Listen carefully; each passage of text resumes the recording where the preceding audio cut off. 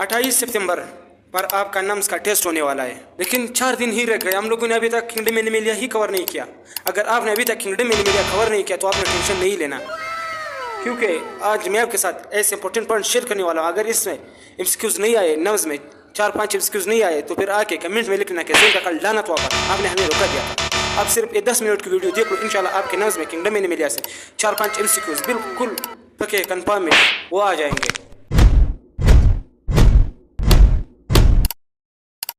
अस्सलाम वालेकुम dear students, once again welcome to our ZK lectures.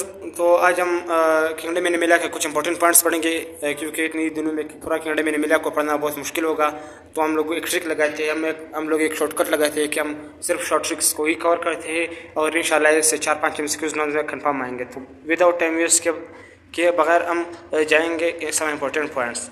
ये तो उल्टा के लिए लिखा है, तो आप लोग नज़्म भी इसे याद कर सकते हैं। तो सबसे पहले हमारे पास आता है कि हमारे पास एक्सक्लूसिवली मेरीन फाइलम्स, हमारे पास इकाइनोडर्म्स और हेमिकोर्डेट्स आती है। इससे एमसीक्यूज आता है कि which one of the following are exclusively marine phylums, तो इकाइनोडर्म्स एंड हेमिकोर्डेट्स। दूसरा हमारे पास आ रहा है कि annelids have both hermaphrodites means leech and earthworm and non hermaphrodite mean Nereis. Annelid में बहुत hermaphrodite होते हैं और नॉन hermaphrodite होते हैं। मोलस्क में आउटर शेल जो है वो सेक्रेटेड मेम्ब्रेन से सेक्रेट होता है, जिसको मेंटल मेम्ब्रेन कहते हैं। शेल मोलस्क का एक्सटर्नल भी होता है, जैसे कि स्नेल में इंटरनल होता है, कटलफिश में, और एब्सेंट होता है ऑक्टोपस में। और ऑक्टोपस का जो ब्रेन है वो हाईली डेवलप्ड भी होता है। अच्छा, बॉडी ऑफ इकाइनोडर्म्स प्लेटन लाइक होता है, जैसे बिस्किट होता है, जैसे कि केक ऑर्चन में होता है, स्टार शेप होता है without arm short arms starfish में, ग्लोबुलर होता है सी ऑर्चन में, स्टार शेप होता है with long arms brittle star में, इलोंगेटेड होता है सी ऑर्चन्स में। अच्छा, function of tube in echinoderms. Echinoderms का ट्यूब का फंक्शन क्या है? तो ये रिस्पायरेशन में काम करते हैं, लोकोमोशन में मदद करते हैं और सेंसरी होते हैं, सेंस करते हैं इंफॉर्मेशन को, और शिकार को फ्रे करते हैं, कैप्चर करते हैं। आरबीसी, मैमल का आरबीसी जो है वो एन्यूक्लिएटेड स्पीशीज, एम्फीबियंस, रेप्टाइल्स और बर्ड का जो आरबीसीज होता है वो न्यूक्लिएटेड होता है। यहाँ पर मैमल्स में एक एक्सेप्शन है कैमल का जो आरबीसी वो न्यूक्लिएटेड है, न्यूक्लियस रखता है। अच्छा, एओर्टिक आर्च की हम बात करें तो एक बेल्ट रीजन होता है एओर्टा का, जिसको एओर्टिक आर्च कहते हैं। तो मैमल्स में होता है एओर्टिक आर्च, जो बेल्ट रीजन है वो लेफ्ट साइड में होता है, लेकिन बर्ड्स में राइट एओर्टिक आर्च होता है। लेकिन एम्फीबियंस स्पीशीज और रेप्टाइल्स में जो एओर्टिक आर्च होता है या बेल्ट रीजन ऑफ एओर्टा होता है वो पेयर होते हैं। ठीक है। Resemblance between echinoderms, hemichordates and chordates. Chordates, hemichordates और इकाइनोडर्म्स के बीच रेजेंबलेंस क्या है, एक सेम कैरेक्टर्स क्या है कि तमाम सेलोमियर्स से ड्यूट्रोस्टोम्स है। सेलोमियर्स मतलब ये ट्रू कैविटी रखता है, और ये ड्यूट्रोस्टोम्स है मतलब इसका मौत जो बाद में बनता है सेलुलर क्लीवेज डिवीजन के दौरान। कुछ पैटर्न ऑफ डेवलपमेंट जो है वो सेम होता है, और ये मेसोडर्मल स्केलेटन रखता है और रिलेटेड लार्वा स्ट्रक्चर्स रखते हैं। अच्छा, एक क्रिएटिन फॉस्फेट रखता है मसल्स के लिए। जैसे क्रिएटिन फॉस्फेट मौजूद होता है मसल्स में, जो प्रोवाइड करता है एनर्जी मस्कुलर कॉन्ट्रैक्शन के दौरान। ये तो क्रिएटिन फॉस्फेट की जगह में एटीपी भी हमारे पास जो एनर्जी देते हैं कि मसल कॉन्ट्रैक्शन के दौरान, क्रिएटिन फॉस्फेट की जगह वो भी यूज़ कर सकते हैं एटीपी। अच्छा, फिर लार्वे से लाजमन एमसीक्यूज आएगा, ये बात नोट कर लो, अभी से बता रहा हूँ। लार्वे को ज़रूर याद कर लेना, अच्छे तरीके से याद कर लेना, इससे एमसीक्यूज आता है। जैसे कि सेलेंट्रेट का लार्वा प्लेनुला लार्वा होता है, एनेलिड्स का ट्रोकोपोर होता है, मलुस्क का ग्लूकोडियम होता है, इकाइनोडर्म्स का बाइपिनेरिया या ब्रांक्योलेरिया लार्वा होता है, हेमिकोर्डेट का टोर्नोरिया लार्वा होता है, और एम्फीबियन का टेटपोल लार्वा होता है। ये फिर से बता रहा हूँ, इस एमसीक्यूज आते हैं लार्वे से। अच्छा, फिर हमारे पास वर्म वर्ड आता है।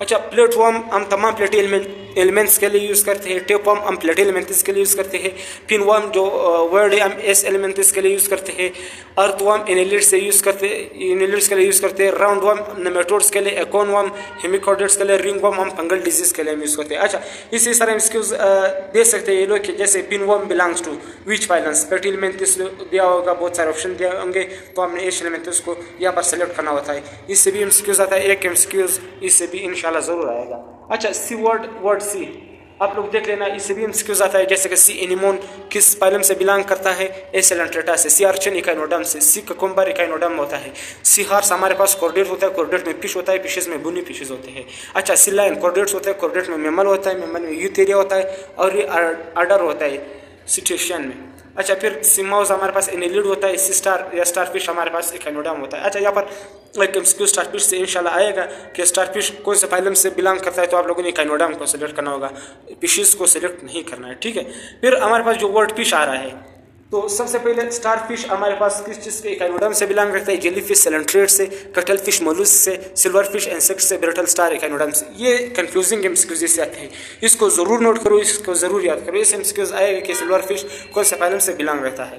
अच्छा, फिर हमारे पास आता है कि which one of the above a fish, यहाँ पर अबव हमारे पास जो star fish, jelly fish, cuttle fish, silver fish, brittle star, इसमें कौन सा फिश है? इसमें कोई भी फिश नहीं है, क्योंकि फिश एक कॉर्डेट का क्लास कॉर्डेटा से बिलोंग करता है। फिशेज एक लार्जेस्ट क्लास है कॉर्डेटा का, जिसमें तकरीबन 29,000 स्पीशीज़ होते हैं, अर्थात 84% हमारे पास कॉर्डेट जो है वो फिशेज है।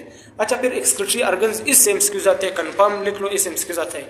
जैसे कि प्लेटिलमेंथस में एक्सक्रीटरी ऑर्गन हमारे पास प्लेन सेल्स होते हैं, एनिलिड्स में नेफ्थेरिया होता है, नेफ्रिडिया, एशियोलेमेंथस में लॉन्गिट्यूडिनल ट्यूब्यूल्स होते हैं, क्रस्टेशियंस में हमारे पास ग्रीन या कोक्सल ग्लैंड्स होते हैं, और इंसेक्ट्स में हमारे पास, इंसेक्ट्स और एरेक्निड्स में हमारे पास माल्फिगियन ट्यूब्यूल्स होते हैं। अच्छा, माल्फिगियन ट्यूब्यूल्स पिछले नम्स के पास पेपर में भी आया है, इसको याद करो, एक्सक्रीटरी ऑर्गन से इस एमसीक्यूज आता है। अच्छा, इंटरनल फर्टिलाइजेशन की हम बात करें तो एक्सटर्नल फर्टिलाइजेशन हमारे पास मलुस्क में, इकोनोडर्म्स में, एनिलिड्स में, एमिकोडियर्स में, एम्फीबियंस में और फिशेज में। इससे एक वो होता है, आप इसको इस तरह भी याद कर सकते हो, फहीम, नीचे से FAHAEM, फहीम, इस एक्सटर्नल फर्टिलाइजेशन होता है। इसका ट्रिक क्या है? फहीम, F से फिशेज, H से एम्फीबियंस, H से हेमिकोडियर्स, A से एनिलिड्स, E से इकोनोडर्म्स, M से मलुस्क। अच्छा, फिर हमारे पास अर्माफ्रोडाइट्स, कौन से फाइलम्स जो हमारे पास अर्माफ्रोडाइट होते हैं? वो अर्माफ्रोडाइट का मतलब एक सिंगल बॉडी जो कि बहुत सेक्स रखता हो, जैसे इसको मोनोइशियस या बाइसेक्सुअल भी कहते हैं। फाइलम प्लेटिलमेंथिस और एनिलिड्स हमारे पास अर्माफ्रोडाइट्स होते हैं। सेगमेंटेशन, नॉन सेगमेंटेड जो कि बिल्कुल सेगमेंटेशन नहीं है, एशियोलेमेंथस में नहीं है, सुपरफिशियली सेगमेंटेड प्लेटिलमेंथिस होते हैं। मेटामेरिकली सेगमेंटेड हमारे पास एनिलिड्स और आर्थ्रोपोड्स आते हैं। अच्छा, कार्निवोरस, जो कार्निवोरस है वो कौन से फाइलम्स होते हैं? इकाइनोडर्म्स कार्निवोरस से, सिलेंट्रेट कार्निवोरस से, और रेप्टाइल्स और कैटिलेजिनस स्पीशीज जो हमारे पास कार्निवोरस जो ये फाइलम से उसे बिलोंग करते हैं। अच्छा, फिर हमारे पास आ रहा है रेस्पिरेटरी पिगमेंट्स। रेस्पिरेटरी पिगमेंट से एक कंपेरेटिव एमसीक्यूज लाजमन आ सकता है कि हीमोग्लोबिन कौन से फाइलम्स में पाया जाता है? जैसे कि हीमोग्लोबिन ज़्यादातर कॉर्डेट्स में पाया जाता है। हीमोग्लोबिन का फंक्शन ये है कि ऑक्सीजन को हीमोग्लोबिन का फंक्शन ये है कि ऑक्सीजन को ट्रांसपोर्ट करे। अच्छा, फिर हमारे पास हीमोएरिथ्रिन आता है, फिर ये मेरीन एनिमल्स में पाया जाता है। हीमोग्लोबिन और हीमोएरिथ्रिन में सिर्फ पर के दोनों ऑक्सीजन को ट्रांसपोर्ट करते हैं, लेकिन हीमोग्लोबिन में हमारे पास आयरन आता है, लेकिन हीमोएरिथ्रिन में हमारे पास जो कि एक और मेटल आता है। और क्लोरोक्लोरीन में हमारे पास एनिलिड्स में पाया जाता है, उसमें एक और मेटल है।